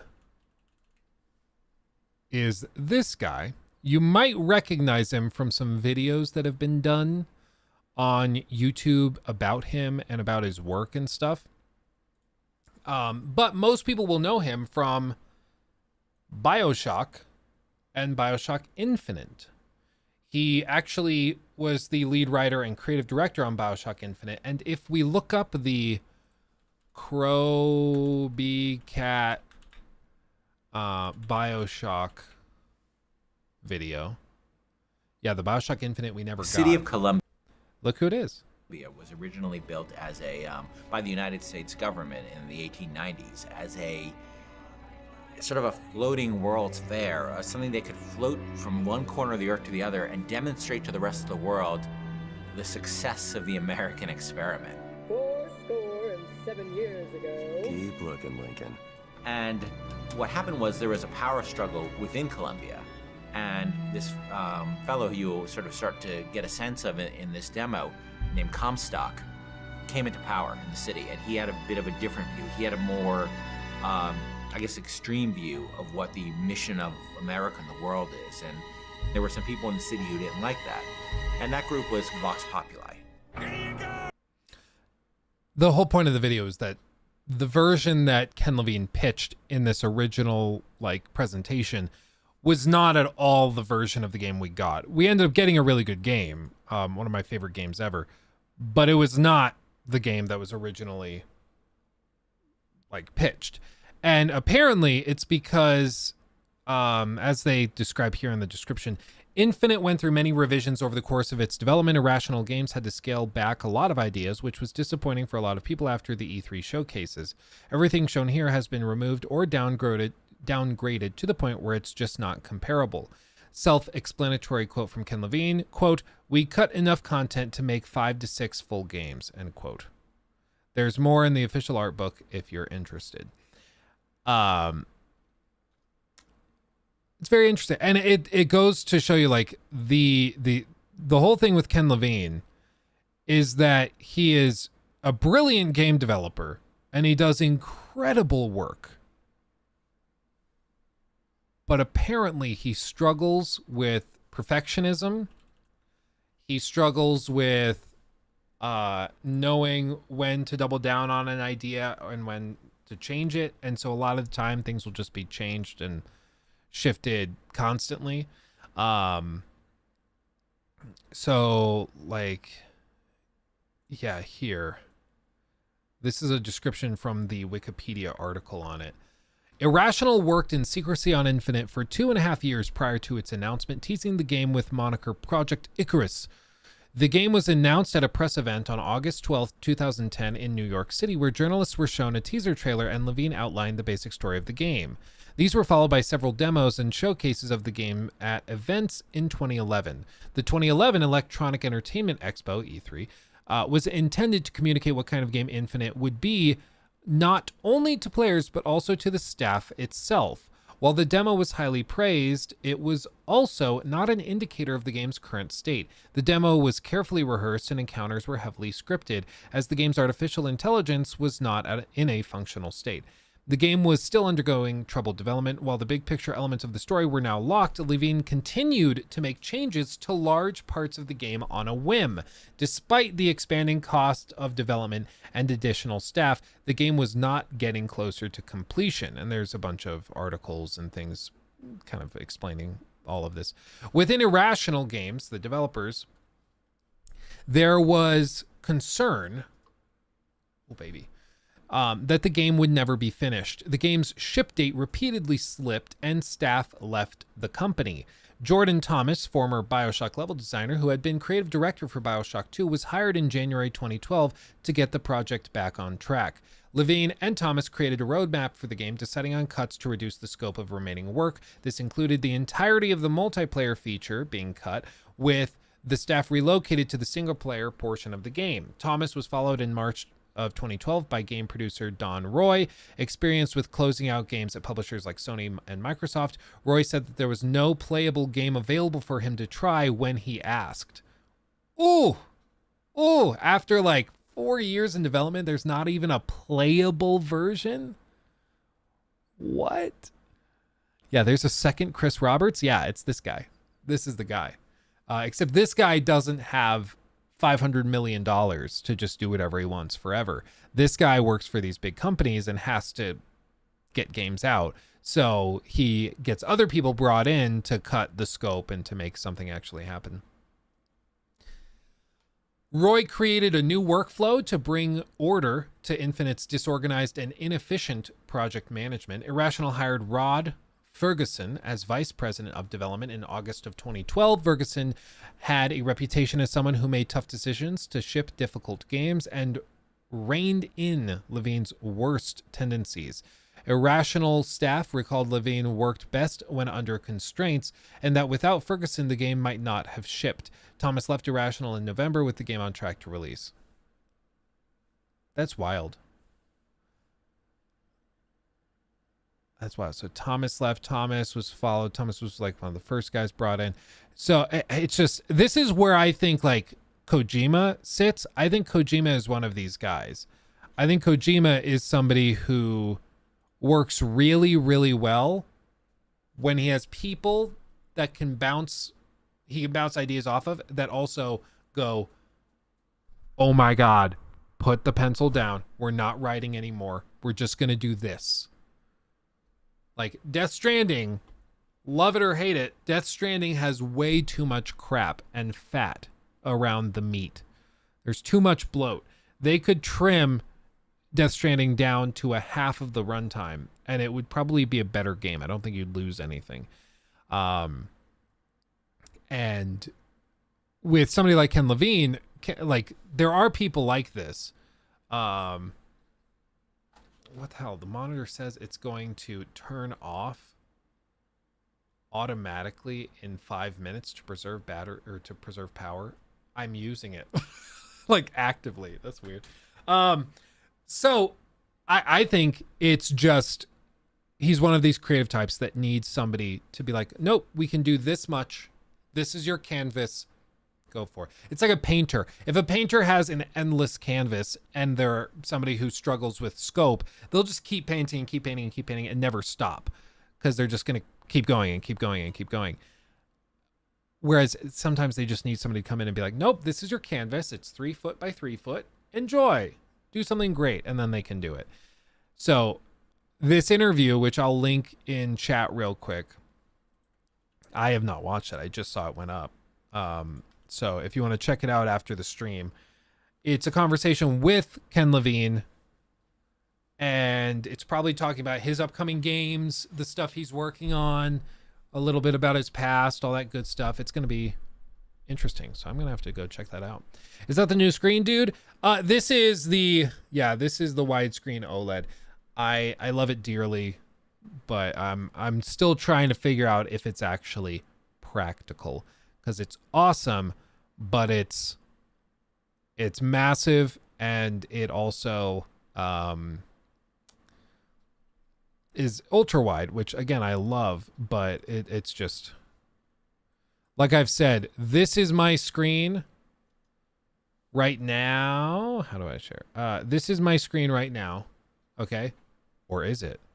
This is actually what I see. So this is my whole computer screen, but I can crop it so it's just this. And just this little portion is 16 by 9. Just this side. So it's awesome, but I don't know yet if it's super practical. I keep going back and forth on it. Oh, let's make you turn off the screen 5 minutes after so long to keep the emitters healthy. Yeah, no, and it has a really good self-cleaning system. After I use the monitor for a while, it performs screen cleaning itself. So like overnight, it'll do it. It also, it's really hard to notice because it's an OLED, so you can't tell, but around the very edge, there's like 5 pixels, 10 pixels around the entire edge of the screen that are always black. And what the monitor will do is every once in a while, it will shift the whole screen over a few pixels. And you won't notice because it's just a few pixels, but it shifts just a tad. And it does that to avoid burn-in because on the hard edges and hard lines. So it constantly is basically wiggling the screen so that you don't, like, nothing happens. But it's super, super cool. But it's also just a monster. And OLEDs or ultra-wides are awesome, but ultra-wides are also... for some people it's not the most practical, especially for like streaming and stuff like that. It can sometimes be a little bit much.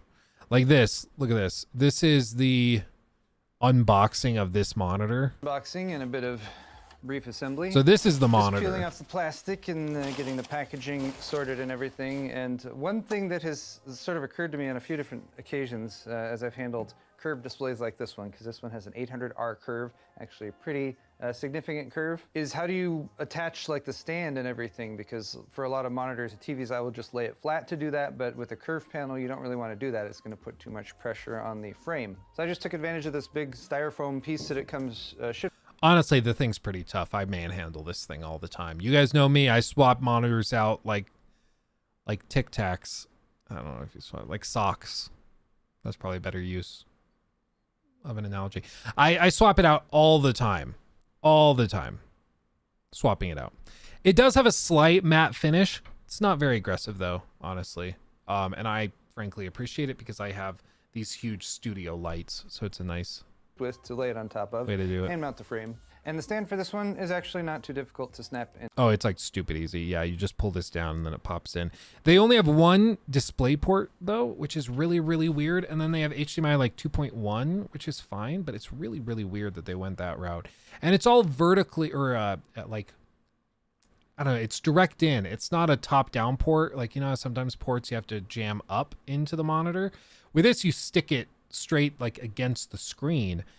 And when the monitor is on the mount and is angled properly at you, it can put like a lot of pressure on the cables. It's a little weird. Into place, as you can hopefully see here. It's funny because even though I've seen this panel before, and I've actually been working with several 45-inch panels like this made by LG Display, because LG Display also makes the panel in the Corsair Xeneon Flex, I'm still pretty impressed with it, just getting it out and set up on the table right here. I'm not doing a full review of this monitor today, but when I visited LG at their CES booth, I also ran into the tech chap. One thing I will say, I only recently discovered, it has like right here, it has a scuff. From when I unboxed it and opened it, it had it. I remember seeing it when I unboxed it and be like, oh no, it's like scuffed and scratched. It looks like somebody took like a metal scrubber, like the steel scrubbers, and like kind of just very lightly, but it's there. It's a scuff. When you turn it on, it completely disappears. You can't see anything. But I turned on the monitor and I was like, well, I'm just going to get it mounted and turned on and everything, and I'm going to start using it and see what it's like. And if it's visible, I'm going to send it back and we'll have them replace it. And then I totally forgot about it for like a month and a half because you can't see it when the monitor's off. And in this lighting, you can't really see it. But like every once in a while, if you get off angle, you'll spot it. It's a bit of a bummer, but yeah, like a pretty decent scuff on it. But when I visited LG at their CES benefits of the really wide view But actually also related to it.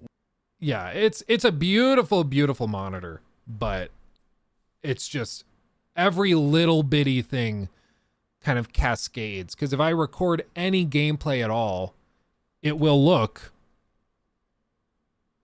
like this. I mean, the footage will look this aggressively stilted. Like if I go OBS, like if I go here,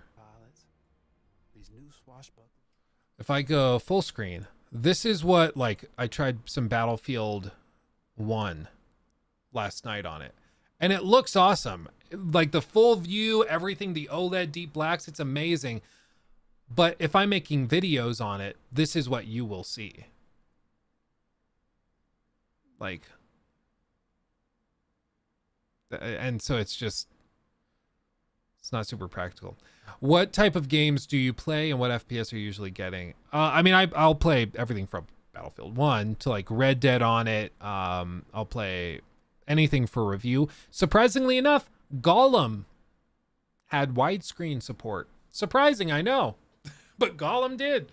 So I played Gollum on this. Like, it works great. I get locked 240 frames on pretty much anything I play, and it has G-Sync. It's, I mean, zero complaints on it. The one thing would be, it is a 3440 by 1440p monitor. So on a screen this big, on black text on a white background, there is some like slight fringing, and you can, like, it's not super sharp. When I swap out to the 4K monitor, text is noticeably sharper.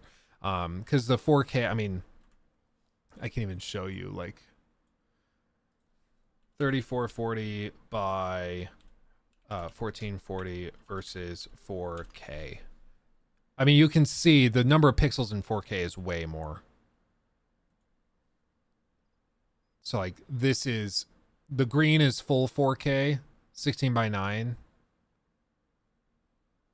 Well, actually that might not be accurate. That's something else. It's about like that though. Yeah, see this is, I don't know. Where's the picture in picture of it? Yeah, this is it. Okay, so the gray is 4K, and then the, like, this whole rectangle here is ultra wide at 1440p. So you can see that, like, cranking 4K requires a good amount more processing power because there's all these pixels that aren't being picked up. So the ultra wide is much less dense, but man, I mean, it looks damn good.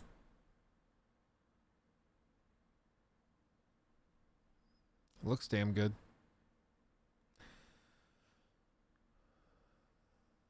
If it's less dense, does it float in water? Probably. I'll try it. I'll go fill up the bathtub. This is what getting ridiculous. It's getting wider and wider. It's also a little, like, jarring to go from ultra wide to the 16 by 9 for cutscenes. I don't know why. Jump into the water.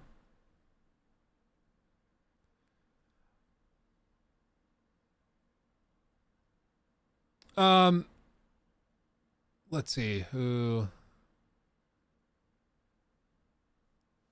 on, let's see, when games don't have HDR, they almost look black and white once you get used to HDR. I don't know what you're talking about. As for like burn-in and stuff, I haven't noticed anything on this thing, and like I said, it does a pretty good job of fighting that itself. But it's, I mean, it is a concern. It's not a monitor you're gonna leave just on it, like while you leave the house or while you go to the gym or something. It's not something you want to mess around with, because it will ruin your life if your nice $1,700 monitor gets busted like that. Can you imagine? Luke, what monitor or what projector would you recommend for movies and some gaming? Ariel, I will be honest, I haven't tested a lot. This is mine. This is the one I use. It's a ultra short throw projector. I use it on a 110-inch screen. It's freaking amazing. It sits right in front of the screen. In fact, and I'm not joking about this, it's so good. We had family come over and see it. And the family that came over and saw it, out of everybody that's watched it and seen what this projector can do, Nikki's brother, so my brother-in-law, bought one just after seeing it. And her mom bought one because she was so impressed by it. So people who see this, I also had like, we had these guys come in from like 1-800-JUNK or 1-800-GOT-JUNK or whatever the phone number is. And they came in to take away like an old couch that we had that was falling apart that the cats destroyed. And so like they came in and the trash guy saw the projector screen and the thing and like on his phone ordered a projector, like ordered this one. So I highly, highly recommend it. It's badass. It's awesome. It can do 4K, super low latency. It's a laser projector. It's a beast among men. The thing is, though, with all these, and I'm sure if you're looking into projectors, you already know this, but with projectors, you need an actual projector screen. You can't just paint the wall white. And for an ultra short throw, you have to get a particular type of projector screen, which you'll see in that link that I sent you that has there. So it's all there, but it's pretty cool. The projector screens that they use for ultra short throws are really strange because they use like a micro abrasion looking thing. So all of the screen on like a super microscopic, not super, like on a very, very small level is like this. The whole, oh my God, I can't do this. It's probably more like this. The whole way up. Maybe a little less aggressive. It's like this. I'm not an artist. Okay, lay off me. And what this does is as the light shines from below up to it, it reflects off of this back at you. But light from the top coming down from like the ceiling hits this top edge and reflects back up. So it ends up having really high contrast without suffering all the negatives of ambient light and stuff. But you need a very particular type of screen that has this down angle, jagged edge to it. And it's so small, you can't really see it.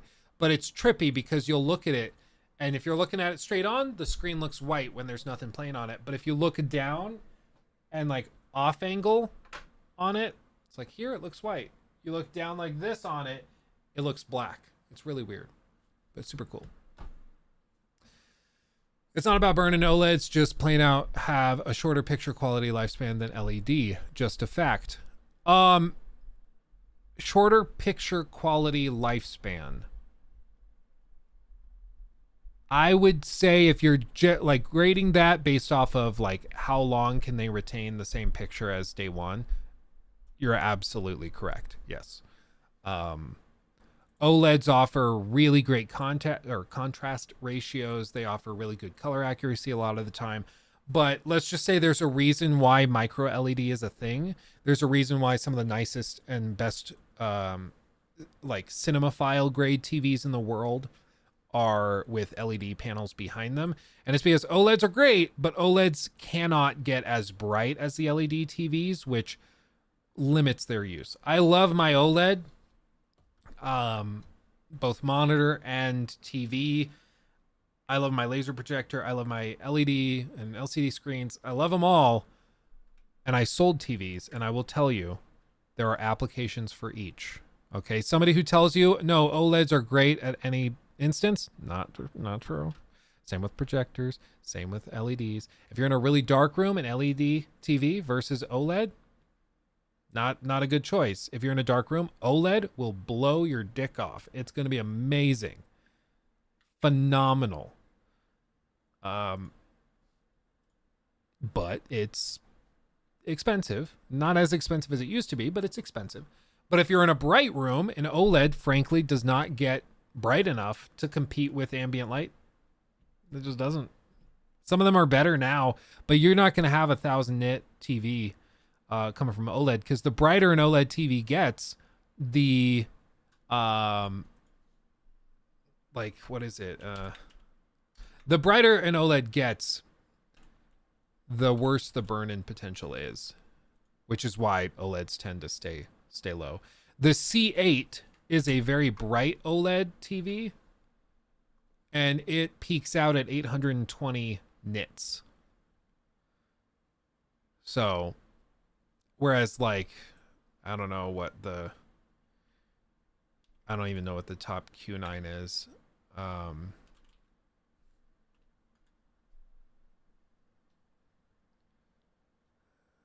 Brightness 673 candela. I don't think the Q9 is what I'm thinking of. There's another LED. The Q9s are fine, but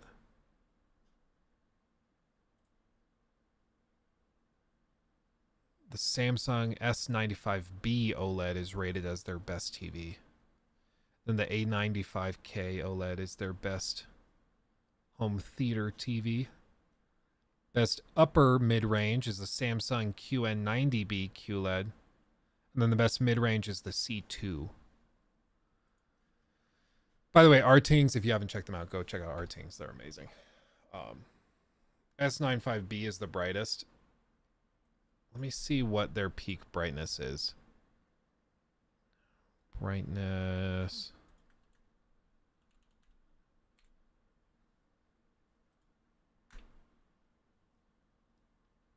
Let's see. The TV no longer produces bright flashes around 1400 nits. Oh, but it can get, yeah, it's up above 1,000 for sustained, which is crazy. Over 1,000. That's wild. Like, oh man.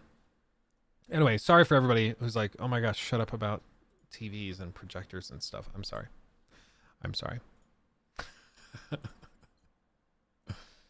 Anyway, I make all my TV monitor purchases based off of what Walmart has a Black Friday deal on every 10 to 12 years. Gravedigger, I cannot even begin to tell you how much what you just said triggers the shit out of me. I'm just going to be honest with you. What you just said gave me heartburn immediately. Oh man. I recommend RE4 remake and RE2 remake on ultrawide. Dude, they look freaking amazing. I think we streamed RE4 remake on the ultrawide. I'm pretty sure. I think it was one of the first games I played on it. Oh, you have a 32:9 playthrough? Oh, dude, that's madness. That is actual madness. I feel like this has convinced me I really need to upgrade my old TV. Its visual quality isn't great. I mean, the price point that they're at now is pretty crazy. I mean, they are, oh my God. Just look at this aspect ratio. Hold on. Just look at Whippy's aspect ratio on this. Where's the video? That's it. That's this thin stretch is his aspect ratio. This is why I love the idea. I'll throw you like. This is why I love the idea of playing on ultrawide, because it plays great. But for making videos, like, this is what video aspect ratios would start to look like. You know, somebody would go full screen, and I don't know how well it would work. Where's the full? Give me that full ultra wide. Yeah, even on my ultra wide, this is what it does.